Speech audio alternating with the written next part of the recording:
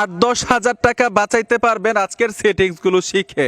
ইদানিং দেখবেন নতুন মোবাইলের ডিসপ্লের মধ্যে এরকম গ্রিন দাগ পড়ে যায়। যখনই গ্রিন দাগ পড়ে যায় এটা সমাধান করার জন্য সার্ভিসিংয়ের দোকানে গেলে 8 থেকে 10 হাজার টাকা বিল করে, কারণ একটা অরিজিনাল ডিসপ্লের দাম কিন্তু তেমনই। এখন এটা থেকে বাঁচার উপায় কি? আপনি কোন সেটিংস অন করে রাখলে অথবা কোন সেটিংস অফ করা থাকলে মোবাইলের মধ্যে ডিসপ্লের মধ্যে অন্তত এরকম গ্রিন দাগ পড়বে না, আগে থেকেই কিন্তু জানতে হবে। আপনি 30,000 টাকা দিয়ে একটা মোবাইল কিনলেন, 3 দিন পরে দেখলেন ডিসপ্লের মধ্যে গ্রিন দাগ পড়ে গেল, তাহলে কিন্তু ভাই সমস্যা, ঠিক না? প্রত্যেকটা ব্যক্তি আজকের সেটিংসগুলো শিখে রাখেন এবং মোবাইলের মধ্যে করে নিন দাগগুলো পড়ার আগে। আসেন সবাই শিখে আসি। আমি মূল ভিডিওতে চলে আসলাম। এই সেটিংসটা কোথায় এবং কিভাবে করবেন যাতে ডিসপ্লের মধ্যে এরকম গ্রিন দাগ না পড়ে। তো এর জন্য কি করবেন, মোবাইল থেকে সেটিংস অপশনে চলে আসবেন। প্রথম সেটিংসটা দুইভাবে করতে পারবেন, মানে দুইটা সেটিংস অফ করে রাখলেই হবে। প্রথম সেটিংসটা দুইভাবে করতে পারবেন। সফটওয়্যার আপডেট যেই অপশনটা আছে এখানে টাচ করলেও সেটিংসটা করতে পারবেন এবং নিচ থেকে অ্যাবাউট ডিভাইসে আসলেও কিন্তু করতে পারবেন। আমি অ্যাবাউট ডিভাইসে টাচ করে দিলাম। উপরে দেখুন নিউ ভার্সন অ্যাভেলেবেল লেখা আছে, আমি নিউ ভার্সন অ্যাভেলেবেলে টাচ করে দিব।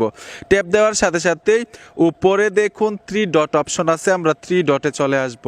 আসার পরে এখানে দেখুন অটো আপডেট লেখা আছে, আমরা অটো আপডেটের উপরে টাচ করব। এইখান থেকে এই অপশনটা অন থাকবে। আপনাদের ক্ষেত্রে আমি কিন্তু আমার মোবাইলে অফ করে রাখি, ঠিক এরকমভাবে অফ করে দিবেন। তার মানে হচ্ছে আপনার মোবাইলে ইন্টারনেট কানেকশন দেওয়ার সাথে সাথেই মোবাইলটা অটো আপডেট নিবে না। অটো আপডেটের কারণেই কিন্তু গ্রিন দাগ পড়ে, অনেক সময় সিম পায় না, আবার কারো কারো মোবাইলে শুনছি ক্যামেরা চলে যায়, মানে ক্যামেরা ওপেন হয় না। এই সমস্যাগুলো কিন্তু হবে না যদি এই সেটিংসটা অফ করে রাখেন। এখন দ্বিতীয় সেটিংসটা কিভাবে করবেন, এখান থেকে সম্পূর্ণ বের হয়ে আসবেন। দ্বিতীয় সেটিংসটা করার জন্য গুগল প্লে স্টোরে চলে আসবেন। তো আমি আমার ফোন থেকে গুগল প্লে স্টোরে চলে আসব। গুগল প্লে স্টোরে আসার সাথে সাথেই উপরে জিমেলের লোগোতে চলে আসবেন। জিমেলের লোগোতে আসার পরে এখানে সেটিংস লেখা আছে, সেটিংসে আসতে হবে। উপর থেকে জেনারেলে চলে আসবেন, আমি জেনারেলে টাচ করে দিব। জেনারেলে ট্যাপ দেওয়ার সাথে সাথে অনেকগুলো সেটিংস অন হয়ে যাবে। এখান থেকে নিচে চলে আসবেন, লেখা আছে নেটওয়ার্ক প্রিফারেন্স। তো এই অপশনটাতে ট্যাপ দিবেন। ট্যাপ দেওয়ার সাথে সাথে এখানে লেখা চলে আসবে, এই যে দেখুন অটো আপডেট অ্যাপস, এই অপশনটাতে ট্যাপ দিবেন। আসার পরে এইখানে দেখুন লেখা আছে ডন্ট অটো আপডেট অ্যাপস, এই যে দেখুন ডন্ট অটো আপডেট অ্যাপস, এই অপশনটাতে ট্যাপ দিয়ে রাখবেন। এই দুইটা সেটিংস অবশ্যই করে রাখবেন, তাহলে আপনার মোবাইলে ওই সমস্যাগুলো দিবে না যে সমস্যাগুলো আপডেট দেওয়ার কারণে হয়। এখন অনেকেই বলতে পারেন সোহাগ ভাই আমার মোবাইলটা কি তাহলে আপডেট করতে পারবো না?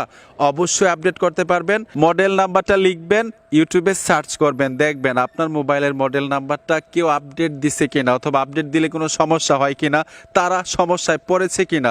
যদি সমস্যায় না পড়ে থাকে, অ্যাভেলেবেল আপডেট দেওয়া যায়, তখন আপনি আপডেট করে নেবেন যদি প্রয়োজন বোধ মনে করেন। ঠিক আছে, আশা করি খুব সহজে বুঝতে পেরেছেন সেটিংসগুলো কিভাবে করতে হয় এবং উপকার কি। বন্ধুরা ভিডিওটা দেখে যদি মনে হয় উপকার হয়েছে অবশ্যই সাথে থাকবেন, দেখা হবে নতুন ভিডিওতে। আল্লাহ হাফেজ।